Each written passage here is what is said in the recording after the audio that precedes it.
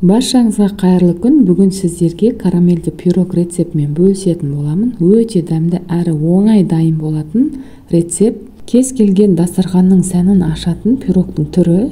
Ең алдымен песочный тестасын дайындап аламыз. Жұмыртқа мен қантты жақсылап араластырып,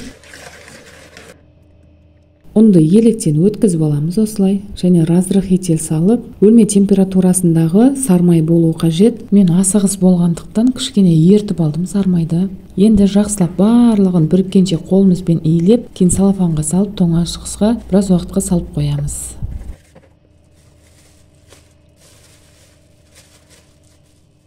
Енді пирогтың ішіндегі салмасын дайындаймыз. Міндетті түрде вареный сгущенканың ең сапалы, ең дәмдісін алыңыздар. Сапасы, дәмі қандай болса, сіздің пирогыңызда дәл сондай болып шығады. Қаймақтың 20-25% қажет болады. Жанға қосу міндетті емес, мен өзім қосып жібердім. Және 2 жұмыртқаны алып, жақсылап араластырып аламыз. Венчикпен болмаса, миксермен араластырасыздар. Қаймақты 33-35% сливкимен де алмастырсаңыздар болады.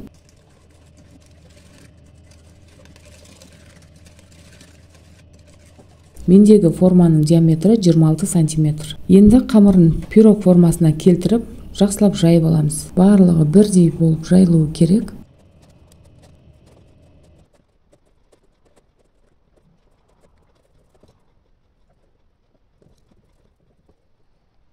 Енді салмасын саламыз. Пирогты пісірмей жатып, пешті алдын ала қыздырып аламыз. 5-10 минут. Пирогты пісіріп алғаннан соң міндетті түрде толығымен суытып аласыздар. Ыстық күйінде кесіп қоймаңыздар. Арасы ыдырап бөлініп кетуі мүмкін. Егерде менің арнама тіркелмей көріп жатсаңыз, тіркеліп алуды ұмытпаңыз. Алдағы уақытта көптеген рецепттермен бөлісіп отыратын боламын.